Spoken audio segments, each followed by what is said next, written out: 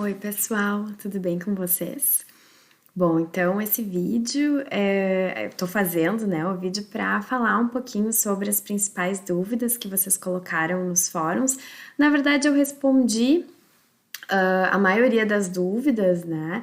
E restaram algumas que eu não consegui responder ali da lição 12, principalmente, que eu gostaria de falar então um pouquinho mais nesse vídeo, certo? Então, a principal dúvida que surgiu ali desde a lição 7 até agora foi em relação aos countable e uncountable nouns, né? Os nomes contáveis e incontáveis. Então, eu respondi para várias pessoas que colocaram nos fóruns, né? E eu respondi, enfim, né, para a maioria, eu acredito, né? Talvez alguém tenha ficado sem resposta, mas a ideia é que as questões mais polêmicas eu justamente trago, né, para os vídeos. E então eu trouxe um exemplo aqui, por exemplo, coffee. Coffee é um nome incontável, eu não tenho como contar café. E por isso, em muitos casos, a gente usa some coffee. Ah, você gostaria de café, né? Would you like some coffee? Né? Então, I would like some coffee. Poderia ser usado dessa forma. Usando some, ele vai estar sendo usado como um nome incontável, tá? Mas eu posso contar cafés, a gente faz isso, né? A gente diz two coffees, please, 2 cafés, a gente faz isso no português e pode fazer isso no inglês também, né? A mesma coisa com pizza, com sanduíche, com bolo, certo? Então a gente tá, na verdade, tornando contável um nome que na sua essência seria incontável, né? Porque eu não tenho como contar café, eu tô contando as xícaras de café, então eu estou subentendendo a informação do container, né? Das xícaras, por exemplo. Então, tranquilo em relação a countable e uncountable. Eu vi que talvez a forma como foi apresentado na apostila ou os exercícios mesmo, né? As dúvidas, muitas dúvidas surgiram de vocês, né? Mas então a ideia é essa, fiquem tranquilos, eu posso pedir 2 pizzas, não tem problema, não se preocupem, tá? Mas é só a ideia de que esses nomes, a gente às vezes é difícil de a gente pensar sobre isso, né? Mas esses nomes originalmente são incontáveis, né? É porque a gente está tão acostumado a falar sobre eles subentendendo um recipiente, né? Que, enfim, para nós soa muito estranho quando a gente vê como assim eu não posso contar um bolo? Como assim eu não posso contar pão, né? Então é mais ou menos por aí, então não se preocupem. Muito bem, countable e uncountable eu já tinha respondido nos fóruns, mas gostaria de trazer aqui o exemplo. Outra questão que surgiu nos últimos fóruns foi em relação aos modais, aos verbos modais, né? Então, uma questão bem interessante usando os pronomes de terceira pessoa do singular. Por exemplo, quando eu digo ele nada, né? He swims, eu tenho que colocar o S, né, depois do verbo, que ele é o indicativo da terceira pessoa do singular, do presente, do presente, né, do present simple deles, né? Mas quando eu coloco modais, o can, o would, o will, quaisquer modais que surgirem, eu não tenho mais essa característica, porque o verbo modal, ele trabalha de uma forma diferente, né? Então surgiu essa questão no fórum, quis esclarecer, porque realmente esse é um assunto que acaba repercutindo bastante, modais são muito utilizados, né?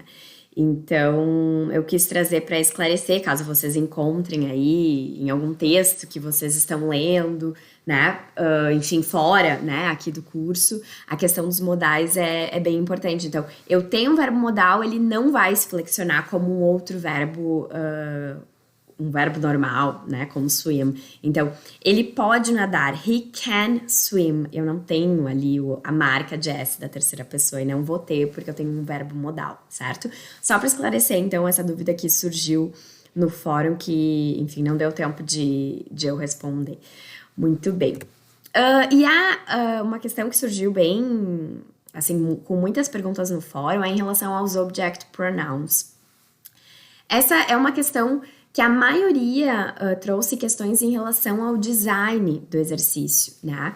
Então, o exercício que tá lá para vocês, ele é para ser feito para vocês copiarem exatamente a questão e só mudarem os nomes que estão ali pelo pronome, tá? Então, eu vi que muitas questões que são colocadas nos fóruns são a respeito do design dos exercícios, né, no Moodle. Então, isso a gente está trabalhando para melhorar a cada edição, porque às vezes a gente tem um exercício, mas o Moodle tem determinadas possibilidades de a gente fazer esse exercício, né? Então, os nossos bolsistas, nossos alunos bolsistas estão super dedicados nessa questão, né, de melhorar a cada edição o design dos exercícios para vocês.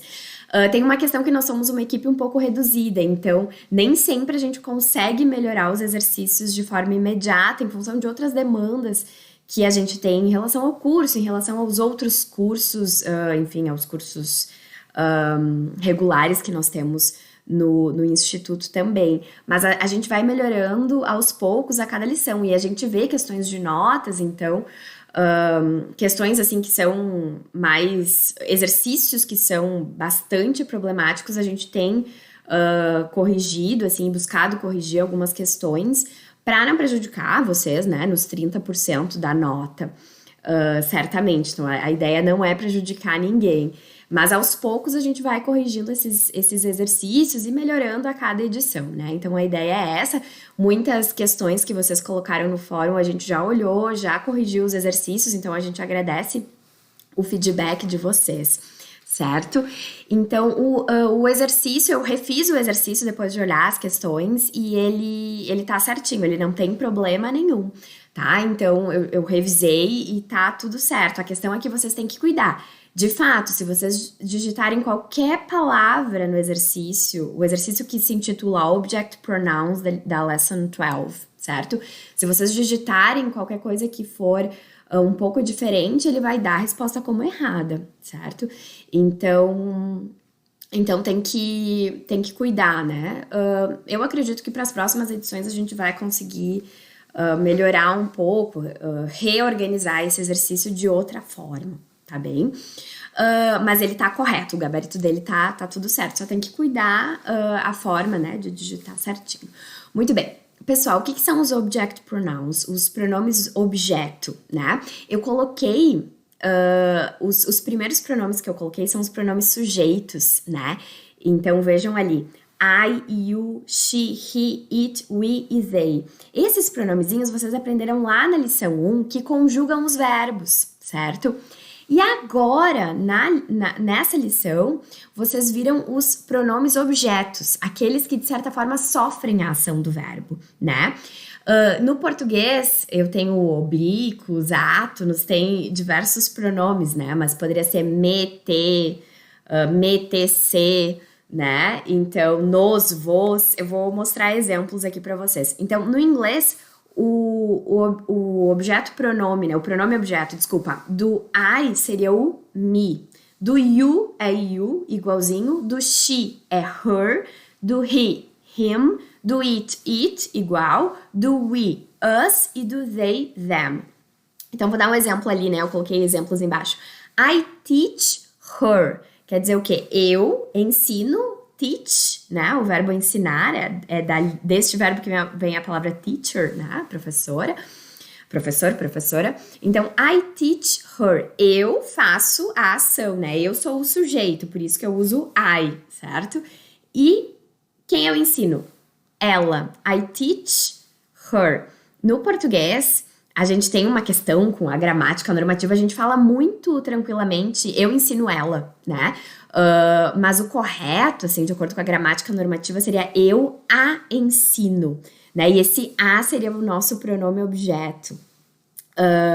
Enfim, né? Questões aí de português, mas não vamos tratar sobre isso aqui, né? Mas, então, esses pronomes, essas pessoas que sofrem uma ação, ou, enfim, né? Tem alguma repercussão da ação em si, né? Até porque são muitos os verbos, né? Então, às vezes, é difícil a gente dizer eles sofrem a ação, né? Porque depende, às vezes, do verbo. Mas, em geral, são pronomes objetos, né? Então, eu não digo I teach she. Não, eu tenho que dizer I teach her. Ali, o outro exemplo que eu coloquei. He teaches them. Ele ensina ele ensina eles, né? Eu não vou dizer he teaches they. O they é o pronome sujeito que conjuga o verbo, certo? Que faz ação, que é sujeito. Então, aqui, como o them é o objeto, né? O complemento do verbo, eu tenho que usar o pronome objeto, que é o them. E aí, no exercício, eu pedi para vocês substituírem, né? Então, por exemplo, um exemplo, eles visitam elas, né? Então, they visit them, como tá ali no exemplo.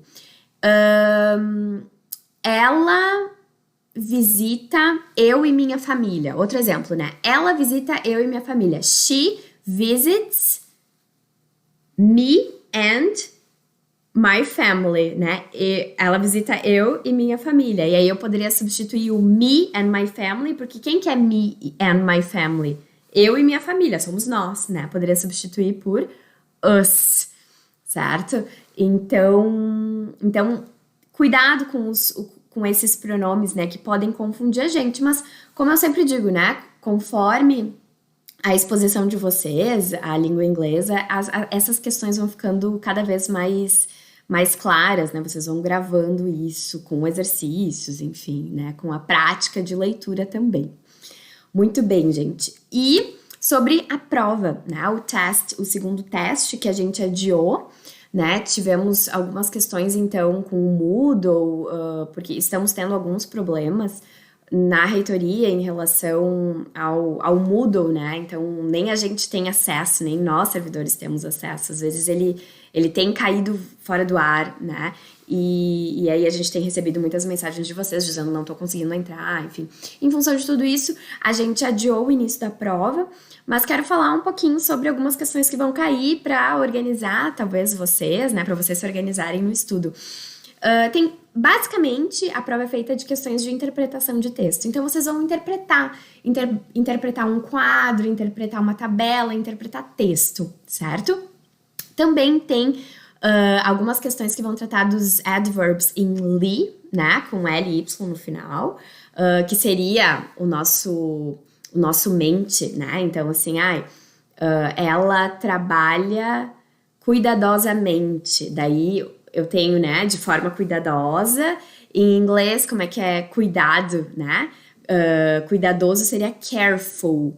E aí, cuidadosamente, eu teria que acrescentar o LY.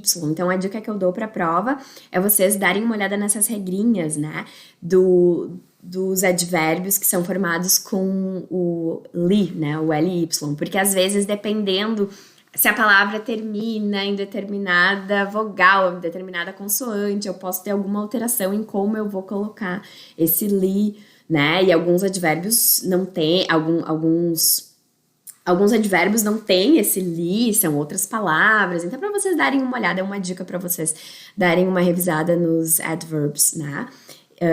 E também uma questãozinha de object pronouns, que a gente acabou de falar, certo? Então, deem uma revisada nisso e boa prova para vocês, pessoal. Um abraço e até mais!